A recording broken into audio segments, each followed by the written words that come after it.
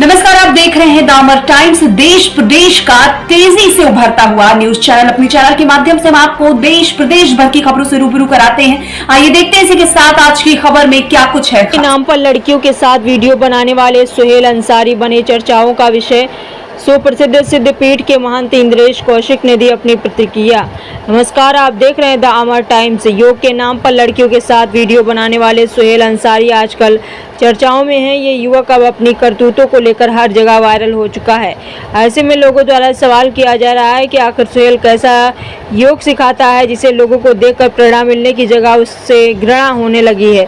अब इसी सुहेल अंसारी की वायरल वीडियो पर अयोध्या जिले के सुप्रसिद्ध मां कामाख्या धाम के पुजारी इंद्रेश कौशिक महाराज ने भी प्रतिक्रिया दी है। अपनी वीडियो में उन्होंने सुहेल अंसारी को लेकर एक चौंकाने वाला दावा भी किया है।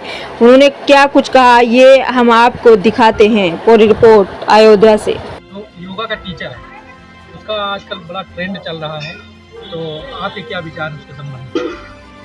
देखिए, मैंने भी इसको देखा है और पिछले 2 दिनों से बहुत ज़्यादा ट्रेंड में हम ये कह सकते हैं कि जिस प्रकार से राम जन्मभूमि का आंदोलन चला, एक नया आंदोलन उठ करके खड़ा हुआ।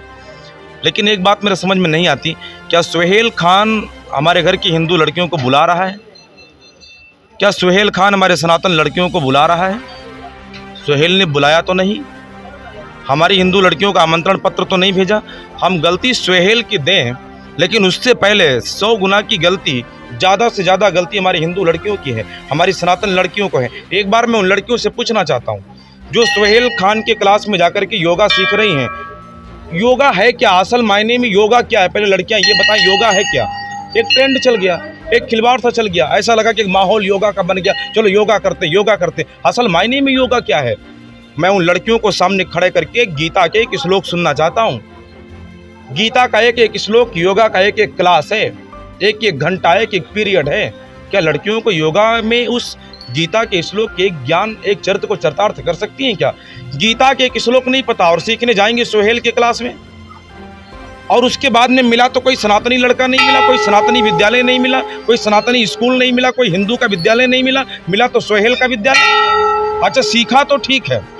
ये हमारे यहाँ की घटनाएं निरंतर चलती आ रही हैं। कभी हमारे घर की हिंदू बेटियां काटी गई तो फ्रिज में मिली, कभी काटी गई तो उबाल करके कुकर में जंगल में मिली, कुत्तों को खाते हुए, नोचते हुए।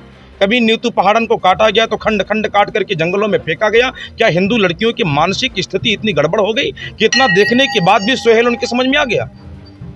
हिंदू लड़कियां इतनी कमजोर हो गई, सनातनी इतनी कमजोर हो गई, क्या उनको सीता के चरित्र का ज्ञान नहीं रहा?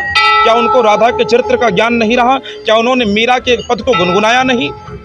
सुहेल के क्लास में गई और सुहेल के क्लास में जाकर के योगा को सीखा, और ऐसे चित्र, ऐसे फोटो, ऐसे वीडियो मिले जो हर प्रकार से हमारी सनातन संस्कृति में बेटी किसी दूसरे पुरुष को छूती भी नहीं है।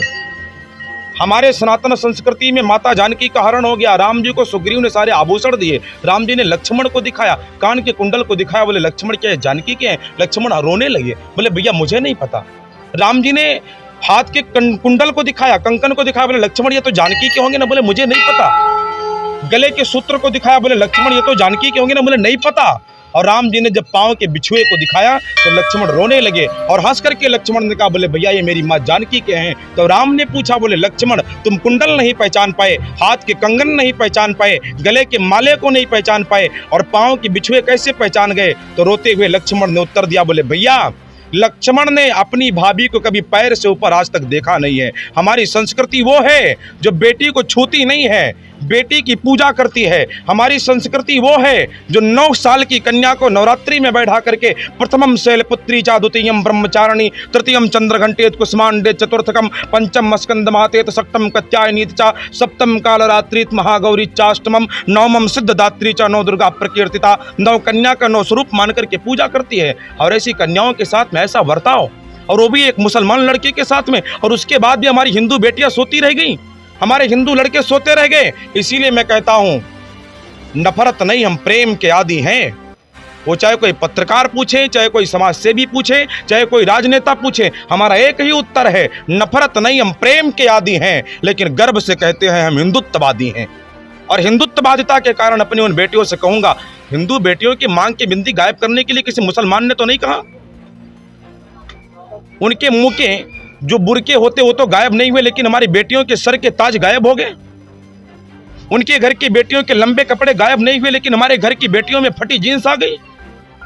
उनके घर की बेटियों के खुले बाल दिखाई नहीं पड़े, लेकिन हमारी घर की बेटियां बाल को खोल करके अर्धनग्न अवस्था में सड़कों पर रील बना रही हैं। ये गलती मुसलमानों की नहीं, हिंदुओं की है, और हिंदू माँ बाप की गलती है। आज नहीं तो आने वाली पीढ़ी अपने माँ बाप से पूछेगी, वही बेटियां अपने माँ बाप से पूछेंगी, जब हम सोहेल के क्लास में जा रहे थे तो आपने समझाया क्यों नहीं? जब सोहेल के पास में योगा सीखने जा रही थी तो आपने मुझे रोका क्यों नहीं? और इसका रीजन कॉन्वेंट विद्यालय है। आज मैं उन माँ बाप को पहले चेतावनी दूंगा जिनकी घर की बेटियां निकल करके सोहेल के क्लास तक जा रही हैं। जरा एक बार अपनी बेटियों को समझाओ। शुरू होने से पहले मिट गए वो लोग, शुरू होने से पहले हमारा हिंदू समाज खत्म हो गया। आज सोहेल की योगा क्लास में जाने की आवश्यकता नहीं है, पहले गीता को उठा करके गीता को पढ़ने की आवश्यकता है, पहले गीता को समझने की आवश्यकता है। यदि गीता का एक श्लोक भी अपने जीवन में चरितार्थ कर लिया तो वही योगा होगा, वही योग होगा। सबसे बड़े योग हमारे कृष्ण करते थे। हमारे कृष्ण को योगी राज कहा गया।